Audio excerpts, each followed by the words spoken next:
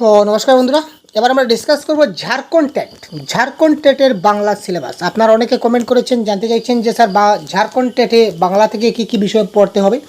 তো তার সম্পূর্ণ বিস্তারিত এবার আমি আলোচনা করব, সুতরাং দেরি না করে একদম ছোট্ট ক্লাস হবে, সুতরাং শেষ পর্যন্ত অবশ্যই দেখতে থাকুন। তো যদি আমরা সিলেবাসের কথা বলি, তাহলে ঝাড়খণ্ড টেটের বেঙ্গলি সিলেবাসে দুইটা পার্ট থাকে। একটা হচ্ছে প্রথম পার্ট, একটা হচ্ছে সেকেন্ড পার্ট। তো প্রথম পার্টে আপনাদের থাকবে একটা আনসিন প্যাসেজ এবং আরেকটা থাকবে আনসিন পোয়েম।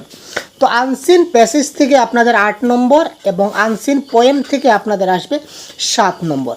অর্থাৎ একদম সম্পূর্ণ সিটেট বেসড কোয়েশন বা সিটেটে যে সমস্ত বা যে লেভেলে কোয়েশন আসে বা যে সিস্টেমে কোয়েশন আসে, কোয়েশন সিস্টেম একটু সেম থাকবে। তো কিছুটা একটু অদল বদল হবে, সেটা বলে দেবো। সিটেটের ক্ষেত্রে আপনি কিন্তু ল্যাঙ্গুয়েজ 1এও বাংলা নিতে পারেন, ল্যাঙ্গুয়েজ 2এও নিতে পারেন, কিন্তু ঝাড়খণ্ড টেটের ক্ষেত্রে আপনি কিন্তু ল্যাঙ্গুয়েজ 1এ বাংলা নিতে পারবেন না। ল্যাঙ্গুয়েজ 1এ আপনার ইংলিশ এবং হিন্দি দুটাই 15 কম্পালসারি থাকবে। আপনার ইংলিশে 15 নম্বর এবং হিন্দিতে আরও 15 নম্বর, টোটাল 30 নম্বর আপনার ল্যাঙ্গুয়েজ 1এ সেটা থাকবে কম্পালসারি। আর ল্যাঙ্গুয়েজ 2 হিসাবে আপনার বিকল্প হিসাবে আপনাকে দেওয়া হবে। তো ল্যাঙ্গুয়েজ 2 হিসাবে আপনি বাংলাকে সিলেক্ট করতে পারেন। তো ল্যাঙ্গুয়েজ 2 হিসাবে যারা আপনারা বাংলাকে সিলেক্ট করেছেন, তো তার জন্য আজকের এই সিলেবাস। তো দেখুন, পার্ট 1-এ আনসিন প্যাসেজ 8 নম্বর এবং আনসিন পোয়েম থাকবে 7 নম্বর। তো এখান থেকে আপনাদের প্যাসেজের কিছু প্রশ্ন আসবে এবং তার সঙ্গে বাংলা ব্যাকরণের প্রশ্ন আসবে। ব্যাকরণ থেকে বিভিন্ন ধরনের বেসিক যে সকল ব্যাকরণ, যেমন সমাস, কারক, ছন্দ, অলঙ্কার, সন্ধি, এইগুলি আপনাদের থাকবে, সমার্থক শব্দ, প্রতিশব্দ, এইগুলি। তারপর প্যাডাগজি থেকে আরও থাকবে আপনাদের 15 নম্বর, অর্থাৎ মোট 30 নম্বর আপনারা এখানে পাচ্ছেন। তো এবার কথা হচ্ছে যে প্যাডাগজির কোন কোন টপিকগুলো আমাদের পড়তে হবে, তাই না? তো চলুন এবার দেখে নিই যে প্যাডাগজির কোন কোন টপিকগুলো আমাদের পড়তে হবে। নাম্বার 1, ভাষা আয়ত্তীকরণ এবং ভাষা শিখন, অর্থাৎ কি ল্যাঙ্গুয়েজ লার্নিং এবং ল্যাঙ্গুয়েজ অ্যাকুইজিশন, এই টপিকটা আমাদের দেখতে হবে। তারপর ভাষা শিক্ষণের নীতি, ভাষা শিক্ষণের কী কী নীতি রয়েছে সেগুলো আমরা দেখব। তারপর হচ্ছে কি ভাষার বৃত্তি, ফাংশন অফ ল্যাঙ্গুয়েজ যাকে বলা হয়, ভাষার বৃত্তি, সেটা দেখব। ভাব বা ধারণার মৌখিক ও লিখিত আদান প্রদান বা যোগাযোগ স্থাপনের জন্য ভূমিকা। ঠিক আছে, ধারণার মৌখিক এবং লিখিত আদান প্রদান করতে গেলে কি ভূমিকা লাগে বা যোগাযোগ স্থাপনের জন্য কী ধরনের ভাষার ভূমিকা রয়েছে সেটা আমরা দেখব।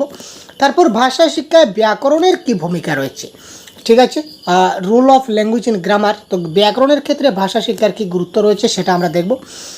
তারপর হচ্ছে বৈচিত্র্যপূর্ণ শ্রেণীকক্ষে আমাদের শিক্ষকের কী কী চ্যালেঞ্জ নিতে হয় সেটা দেখব, অর্থাৎ ডাইভার্স ক্লাসরুম যাকে বলা হয়, বৈচিত্র্যপূর্ণ শ্রেণীকক্ষ। তারপর ভাষার কিছুটা অসুবিধা রয়েছে, ভাষার অসুবিধাগুলো দেখব।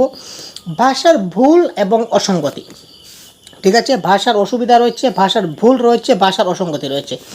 তারপর ভাষা দক্ষতা বলতে শ্রবণ, কথন, পঠন এবং লিখন, অর্থাৎ LSRW, তার সম্পূর্ণ বিস্তারিত আমরা দেখব।